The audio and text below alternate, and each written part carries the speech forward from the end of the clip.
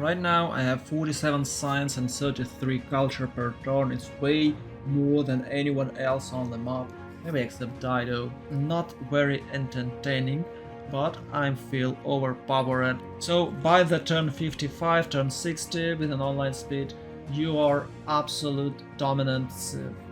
Yes, you might have massive one-use fleet, but it's only one use, and eventually you lose all your ships. And I somehow forgot to swap technologies. Almost opened military engineering, and Nitro will be revealed in a few turns. And I still haven't finished Governor Plaza building. Wow, that's so sad. Solid naval blob army which can destroy, which can annihilate anything on its path. Right now I have 47 science and 33 culture per turn. It's way more than anyone else on the map, maybe except Dido.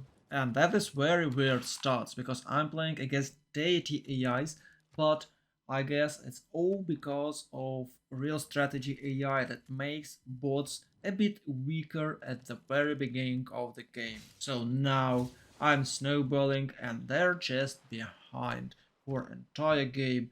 That's not very entertaining, but I feel overpowered and that's great. Because I'm planning to build a massive fleet, I need extra gold, so I'm playing externals. And unlike other civs like England or Dido, as Indonesia, I believe it's okay for you to play Pingala and Moksha governors. Because you won't have any trade routes early game. You open with campuses, you might get some scientists, you might get even Hypatia if you're fast enough, but you won't have any extra trade routes. So you don't need Magnus internals because you can't have those internals, and you can play external trade routes that will generate extra gold. That's really cool. That is another strength of Indonesia timing attack. Yes, you have some problems with Admiral, but from another hand, you have more gold, more boats, and they are better. They're just better. Jongs are extremely strong. It's early game frigates, and they annihilate any city defense and any naval units in caravel timings. On top of that, your opponents who playing Magnus internals will have a bit less science and a bit less culture in the recent timings. So by the turn 55, turn 60 with an online speed, you are absolute dominant civ. And that is why Indonesia is so popular. You might win, you might achieve victory, or you might deal incredible amount of damage for your opponents, or you might conquer somewhere, get more cities, like mostly for free. And if you succeed with that, you're okay, you're good, you can be valid till the end of the game, or even the game might ends after you conquer your opponent. But if you are not able to achieve anything, oh, your game will be way worse because all your opponents have better infrastructure. They have Magnus internals. They have more trade routes. They can have nice alliance with an extra trade route income. And you won't even have lighthouses. Look at me right now. I have no time to build lighthouses. I must make projects, must make pre-builds because I'm rushing. I must build libraries, monuments to get more science, culture, income. So you just have no time to build even lighthouses. And your entire early game was focused on death push, and after you reach this specific timing, you just can't get out of it. You can't stay like, okay, I'm done with it, now I want to sim. No, you can't, because you can't keep up with all other simming civs.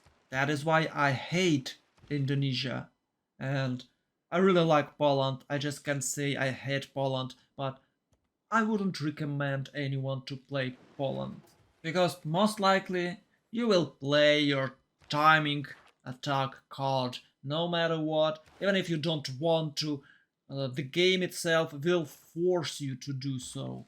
And if you're playing this way, even if you don't want to, you still will be behind. That's the truth. Yes, you might have massive one-use fleet, but it's only one use, and eventually you lose all your ships if the resistance is strong enough. You can't rebuild it, it will cost you even more gold, so instead of building infrastructure, you're just building more and more and more ships, and it's endless war for you from the moment you start your timing attack until the very end of the game. For me, it's a super exhausting gameplay. So right now, as you can see, I think maybe I can do a timing attack against Tido with a couple of Caravelas and will wipe her out or maybe destroy pre-builds, but then I realized that I don't really want to do this because it'll be better for me to wait mercenaries and get bigger fleet with the Jongs, and I haven't even discovered Niter yet, so in most cases players are targeting cartography just in case someone will attack them, then they'll switch to night attack, leaving cartography undiscovered with only one turn remained. So that is what I'm doing here. Instead of building infrastructure, I'm building boats, making pre-builds, making builder wave, by the way. That's really cool thing to do if you're ever playing any civ. It's really important for you to get builder wave before you discover feudalism. The point of this builder wave that you have plus 30% builder production policy card and you build builders but never finish them.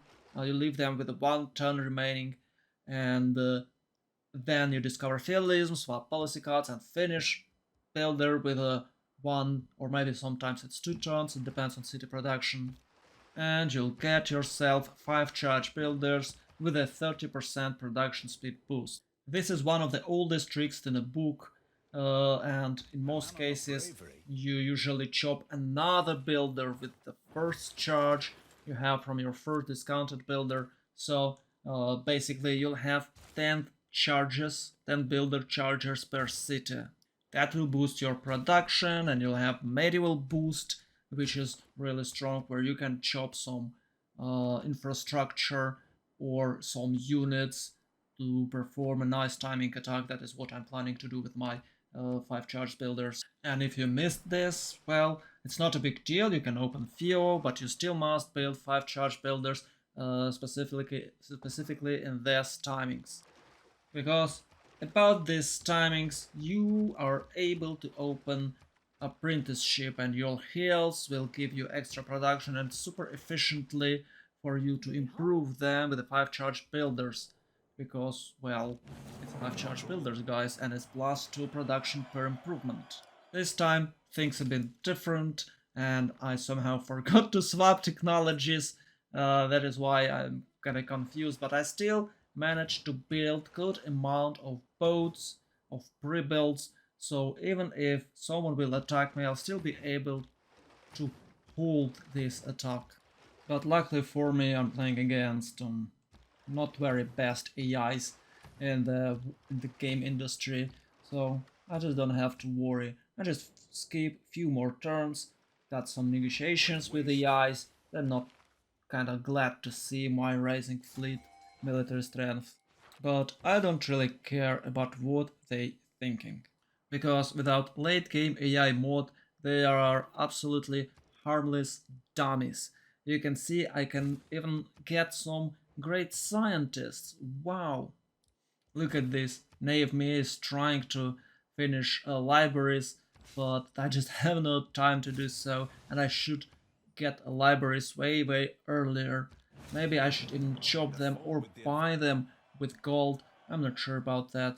I think the best gold buy thing is lighthouses, but I'm not sure will I have or will I take my gold back with externals trade routes with a plus 12 GPT only.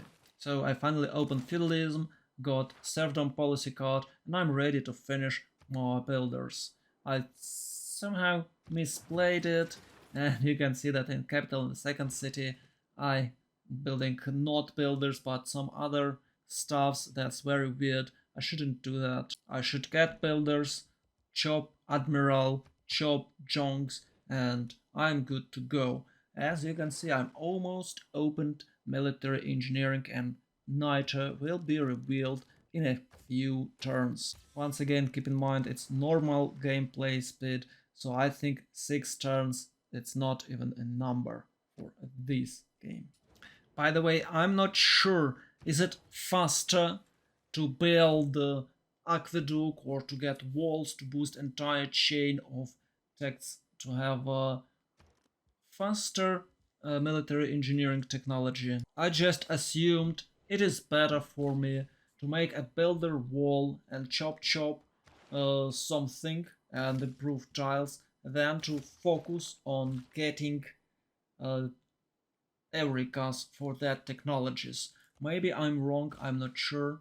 You can figure it out yourself, but I think if I haven't built libraries yet in some cities, that means I definitely can't aim for aqueducts because it's even more production spent in some other districts or buildings which can be used to build proper districts or buildings. Finally, a chopped library. Cheers. And I still haven't finished Governor Plaza building. Wow, that's so sad. I'm not sure when you should build it, and I'm not sure should you even build Governor Plaza at all. Maybe it's better to rush Harbor earlier. But anyway, my goal for this game was to open mercenaries about the same time I'm open engineering. So I can upgrade caravels, can accumulate some niter, and can upgrade jonks at the same time, and will have solid naval blob army which can destroy, which can annihilate anything on its path. This strategy might not work very well in multiplayer, but hey, I'm just practicing. So as you can see, I'm chopping as many quadrimas as I can, but I'm at some sort of forget that that is not how the game works with strategic resource units. I could have built or chopped quadrimas later because I won't have enough niter to produce jonks. So while you have no niter, you can build previous unit, and that's quadrimas. That's thing commonly abused in the multiplayer games. The basic idea here is to trade your niter with someone else or to uh, build niter dependent units in one city and their previous version in another cities or in all other cities. So in the end of the day, you can just upgrade them using retainers policy cards. I just finished Lighthouse in my second city, and you might say, what are you doing? Why are you building lighthouses? Well, it's still a quite good building, and you definitely need more trade roads. I think I can even chop some trade roads, maybe I can buy some trade roads, but you must have 4 trade routes to boost medieval fairs, because medieval fairs is a civic that leads you to exploration civic and tier 2 government and the press guns. That is what you should rush, that's the best thing to rush, but unfortunately it's not always possible because you'd like to have second golden age, and it is way faster to get it with monarchy. On top of that, because I'm playing FFA game against bots, that means I won't be able to use military alliance. In 4v4, you should aim for military alliance before or after mercenaries. It depends on do you have some aggressive neighbors or not. So with a civil service tag opened, it is faster to reach a monarchy. On top of that, you'll open some bottom civics that grants you extra invoice so you can control a city states that of course generates some era scores. For this game, unfortunately, I wasn't paying attention to the eras because I'm not used to play on a normal speed and it's kinda hard for me to keep this on track. So I completely forgot about Golden Age, and in a couple of turns I will be shocked that I couldn't get Golden Age, or I wasn't paying attention and maybe it was better for me to stay in a Dark Age. So I can use Twilight Valor policy cards that grants extra 5 military strength to naval melee units that combined well with the Oligarchic Legacy. So my cities reach 7 pops and I can build industrial zones in there. I'm not sure, but I think industrial zone is the best district you're gonna have right now. Because if you reach Golden Age, you can either take free inquiry, boost your science to the sky and aim for ironclads, or you can take Penbrush and Voice, get some more culture, a bit more gold, and you can aim for nationalism to form fleets. Whatever you choose, you'll open both of these stacks at some point of the game. But if you have stuck in a normal age, this is disaster because you neither can rush one of these stacks nor you can have extra damage for your boats with the Dark Age Violet Valor policy card. So it is crucial to get Golden Age if you already skip your Dark Age. And I was not paying attention, that's the whole point of this long speech about the Golden Age. So yeah, that's the biggest mistake of the game, and I'm saying once again, it's all because I'm not used to normal speed.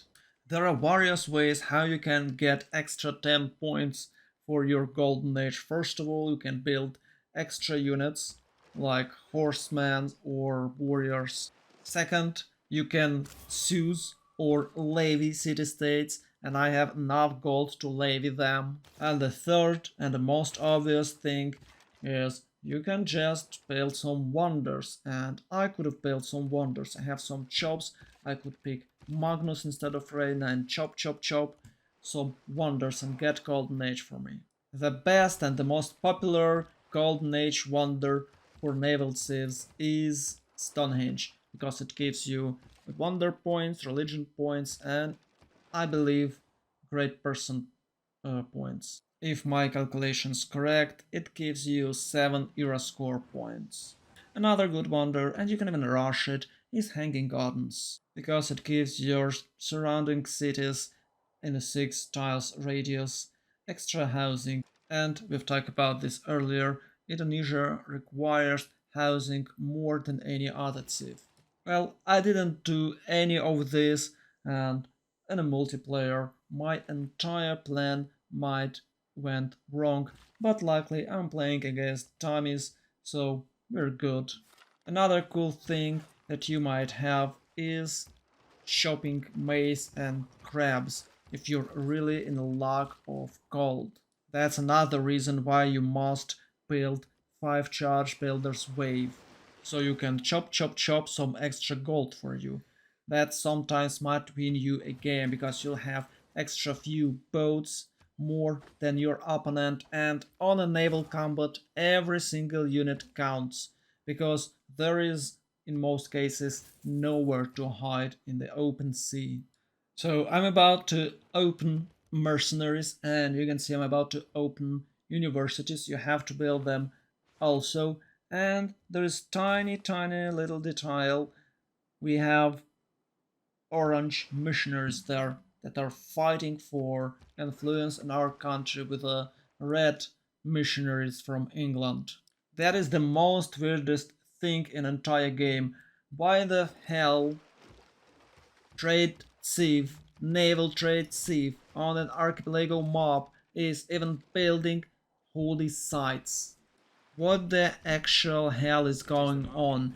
Why are you like this? Why these bots can't just build their unique district, Cathan or Royal Navy Dockyard, or in a case of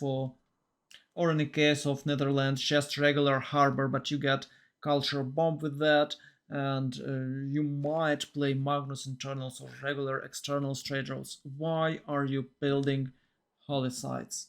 Big mystery.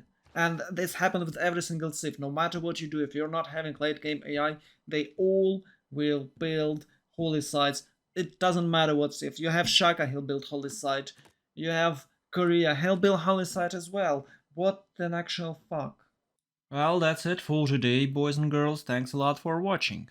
Please don't forget to like, share, sub and leave a comment below the video. All these actions will help this video and the channel to grow. Sending you positive vibes, stay safe, much love, and see you tomorrow.